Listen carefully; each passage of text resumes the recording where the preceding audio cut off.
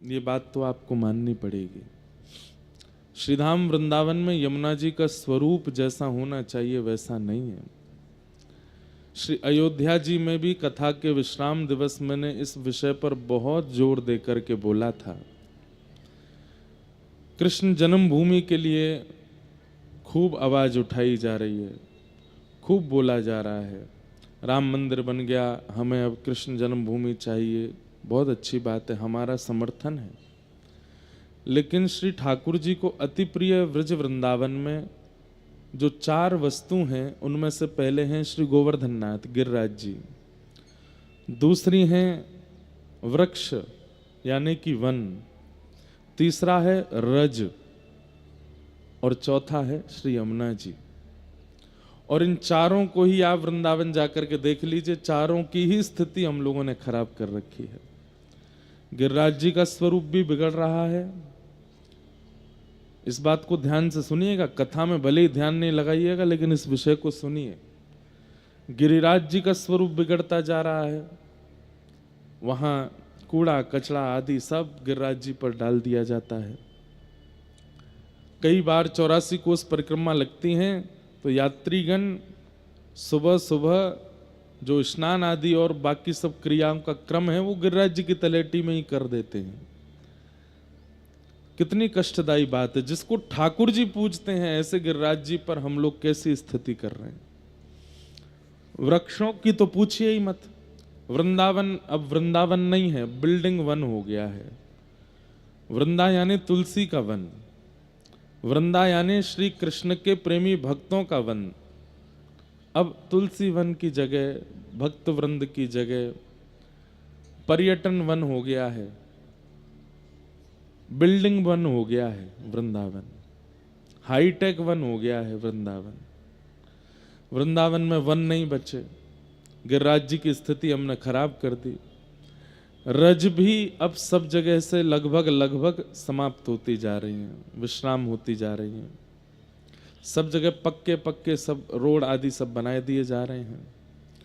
और श्री यमुना जी में तो आचमन ही नहीं कर सकते आप। यदि आपने आचमन किया तो आपको घनघोर पीलिया की बीमारी हो जाएगी या कोई और रोग लग जाएगा। क्यों? यमुना जी है ही नहीं, यमुना जी है ही नहीं। यमुना नगर आपके हरियाणा के बाद यमुना जी का स्वरूप नहीं है। फिर हम लोग सब लोग जो व्रजवासी हैं ये दिल्ली के लोगों का चरणामृत पी रहे हैं वृंदावन में। यमुना जी नहीं है वहां पर। दिल्ली के लोगों का स्नान का जल और आदि आदि जो दूषित जल है वो वृंदावन में आ रहा है। यमुना जी का स्वरूप हमने वहां से बिल्कुल अंतर ध्यान कर दिया है।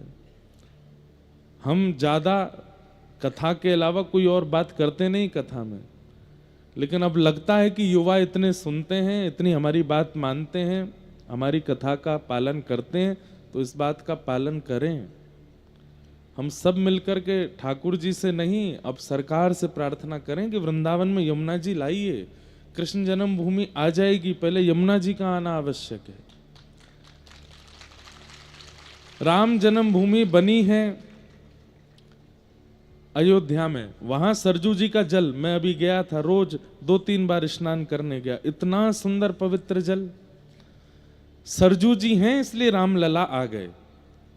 काशी में गंगा जी हैं इसलिए विश्वनाथ प्रभु आ गए। लेकिन वृंदावन में यमुना जी नहीं आई हैं। हम लोग इन्हें सामान्य नदी क्यों मान रहे हैं? पटरानी हैं। ये ठाकुर जी की स्वरूप शक्ति है। मथुरा में जब ठाकुर जी का जन्म हुआ, सबसे पहले कारागृह से बाहर निकलते ही, गोकुल जाने से पहले ठाकुर जी का स्वागत किसने किया? श्री यमुना जी ने किया। यमुना जी को स्पर्श देने के बाद गोकुल में प्रवेश करते हैं ठाकुर जी। आज उन यमुना जी का स्वरूप देखिए वृंदावन में, बिल्कुल काला पानी है यमुना जी का। आप स्नान तो छोड़ दीजिए, पान भी नहीं कर सकते। ऐसी यमुना जी का स्वरूप कर दिया गया है। जिस यमुना जी के तट पर ठाकुर जी विहार करते हैं उन यमुना जी का स्वरूप ही नहीं बचा है। हम ये नहीं कह रहे हैं कि यमुना जी क्रोध में आकर के ऐसा कर रही हैं, पर कहीं ना कहीं वो पीड़ा में तो हैं। और कब से हैं? 10 साल 20 साल हो गया यमुना जी का पवित्र जल नहीं है। इसलिए हमारी प्रार्थना है कि श्री यमुना जी के शुद्धिकरण पर आप सब लोग भक्त वृंदावन जाके आवाज उठाया कीजिए, प्रार्थना कीजिए कि श्री यमुना जी का जल पुनः व्यवस्थित हो, स्नान करने योग्य, पान करने योग्य हो। यमुना जी सुव्यवस्थित और सुंदर हो जाएंगी तो वृंदावन का सब रूप, सब स्वरूप, सब मंगल में हो जाएगा। जब घर की रानी ही दुखी है तो घर के बाकी लोग प्रसन्न कैसे रहेंगे?